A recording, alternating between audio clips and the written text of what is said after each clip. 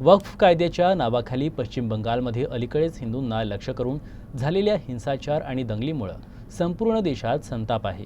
पश्चिम बंगालमध्ये हिंदूंवरील लक्षित हिंसाचाराच्या निषेधार्थ संपूर्ण हिंदू समाजाकडून राष्ट्रपती राजवटीची मागणी केली जात आहे। राज्य सरकार मुस्लिम तुष्टीकरणाचे धोरण अवलंबून हिंदू समुदायाकडे दुर्लक्ष करत असल्याचा आरोप निदर्शकांनी केला। अशा पक्षपाती शासन व्यवस्थेत हिंदूंच्या जीवनाचे, सन्मानाचे आणि मालमत्तेचं रक्षण करणे अशक्य झालं आहे।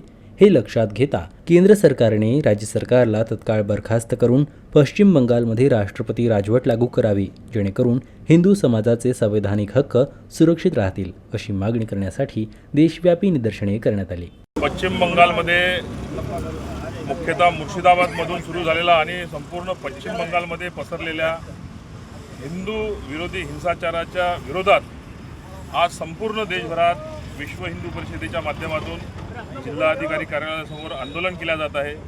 पश्चिम बंगालमध्ये हिंदूंची खुलेआम कत्तल होत आहे।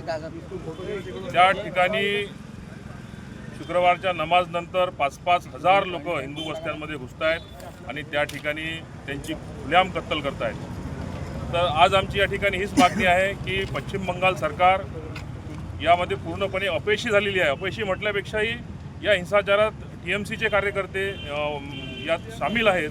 ही सरकार बरखास्त करण्यात यावी, त्या ठिकाणी राष्ट्रपती शासन लावण्यात यावं, त्या ठिकाणी केंद्रीय सुरक्षा बलाच्या हातात सगळी सुरक्षा देण्यात यावी आणि NIMच्या द्वारे याची सगळी जाच व्हावी आणि त्या ठिकाणी